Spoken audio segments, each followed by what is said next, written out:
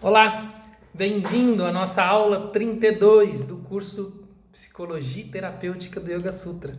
32 aulas, esta é a penúltima, então preste atenção que a gente está finalizando e está ficando belo, e está ficando bonito, e está ficando especial, porque existe um refinamento na finalização do Yoga Sutra e um refinamento da observação da mente. Então é isso que a gente vai ver nesta aula, tá bom? Nós estamos estudando aqui o processo de associação psicológica.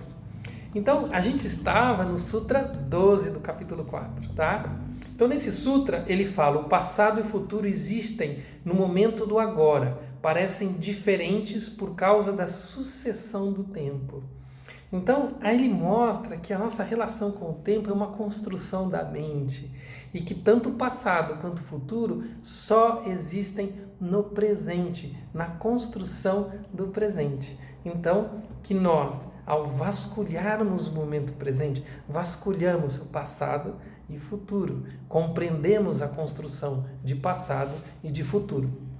No Sutra 13, ele fala: os fatores do vir a ser ou a nossa busca pela existência, isso que ele coloca, né, os fatores do vir a ser, tangíveis ou sutis, né, palpáveis no mundo concreto ou no processo mental sutil, são governados pelas atividades das gunas, ou os 3 atributos, que a gente já estudou em aulas anteriores, a gente falando de tamas, rajas e sattva, né? Então o que ele coloca é que a experiência é sem atributos. A expressão tangível ou sutil é sempre com atributos. O que isso que ele quer dizer? Que existe uma interferência da mente nos gunas e que isto é que nos causa as situações de dificuldade, porque senão os gunas operariam de uma forma natural. Se a mente, ele diz, interpõe-se entre o ser e o vir a ser, são causadas distorções no próprio funcionamento dos gunas. Se assim não for, eles agem de acordo com a sua própria natureza. Os gunas, eles discorrem, deslizam pelo seu processo natural, provendo um campo para as atividades de expressão do vir a ser. No Sutra 14, Patanjali diz, 14 do capítulo 4, estamos no último capítulo: por causa da uniformidade no movimento oscilante natural dos gunas, não há distorção na qualidade do ser. O ser, que é essa qualidade do ser? O ser na sua essência, né? Então, o ser na sua essência, ele não necessariamente sofre as distorções no caminhar dos gunas. Porém, a relação se complica quando a mente cria distorções. Então, que é o que ele diz, o capítulo 15, aforismo 15, é a mente fragmentada que não vê as coisas como elas são, que cria, então, distorções.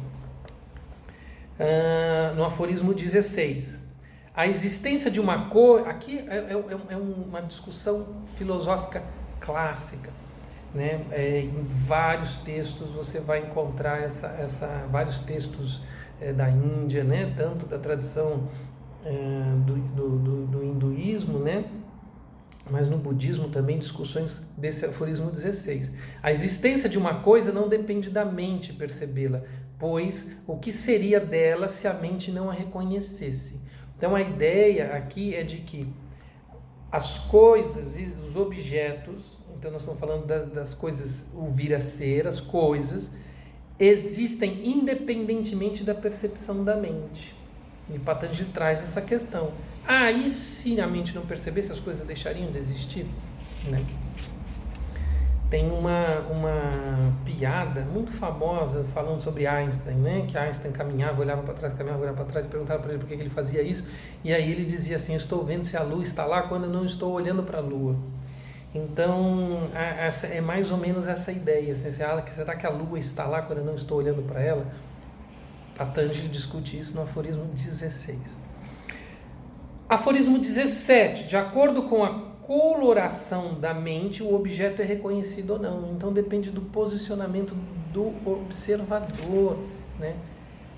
para verificar. E quando fala em coloração, aí ele está falando, né, da forma dos padrões, né, que a mente pode seguir. Padrões mais sutis, satívicos ou outros tipos, né? Aforismo 18. A mente tem uma possibilidade de observar seu próprio condicionamento. Ela tem uma possibilidade, mas aqui a gente precisa ver isso com mais detalhe. Por quê? Ela tem isso, mas quando o observador cessa, o sujeito começa a funcionar. Então o sujeito é purusha.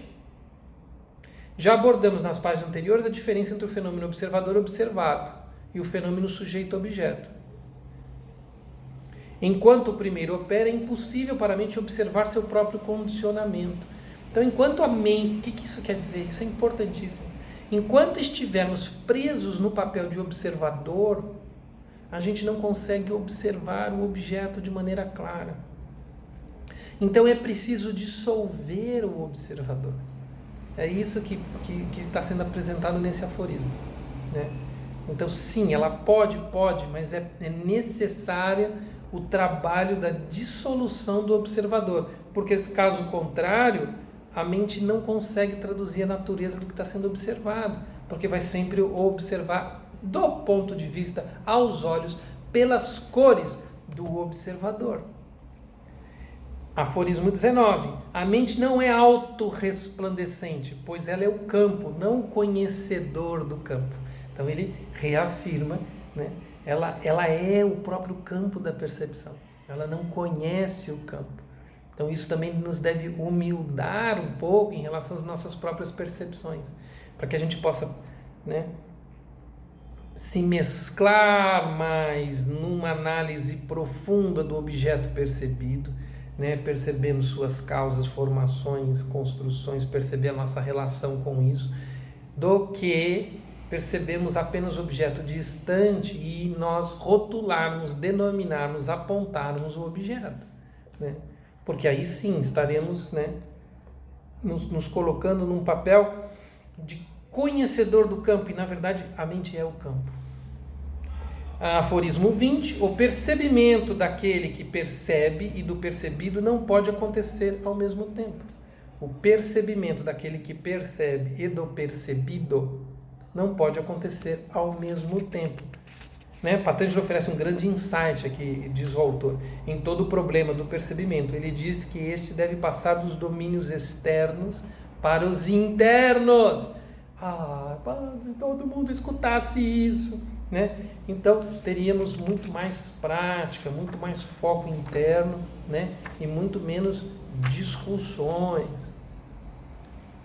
Aforismo 21. Se postularmos que uma segunda mente reconhece a atividade de uma primeira, então a proposição lançar-nos à postulação de uma infinidade de mentes, uma superior à outra.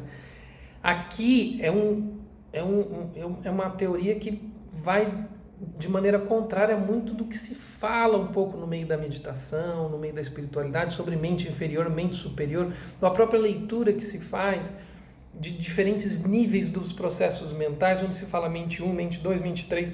Patanjali, se você separa uma vez uma mente inferior e superior, você já precisa imaginar que precisa de uma terceira. Porque como é que você sabe que uma é superior e a outra é inferior? Então, Patanjali vai apresentar a ideia de que não, a mente é uma só. A mente é uma só, né? Então não há essa separação de níveis, tá? Não há essa separação. Poder enxergar o processo mental como ele é, poder enxergar a operação da mente como ela é. Veja como Patanjali estuda e apresenta vários detalhes deste processo para nos fazer entender melhor o funcionamento, né, da construção dos processos. Então, se vocês perceberem, o discurso da espiritualidade está cheio dessas perspectivas de mente superior, mente inferior, desses tipos de divisão, e ele nos apresenta no capítulo 4 de uma maneira muito crua, né, dizendo, tudo é processo da mente. Ok? Então, vamos ficar assim? Encerramos essa aula por aqui. Fica faltando a aula 33, a última aula que vai encerrar o capítulo 4. Tá? Tudo no YouTube, gratuito, o nosso curso. Grande abraço, até mais.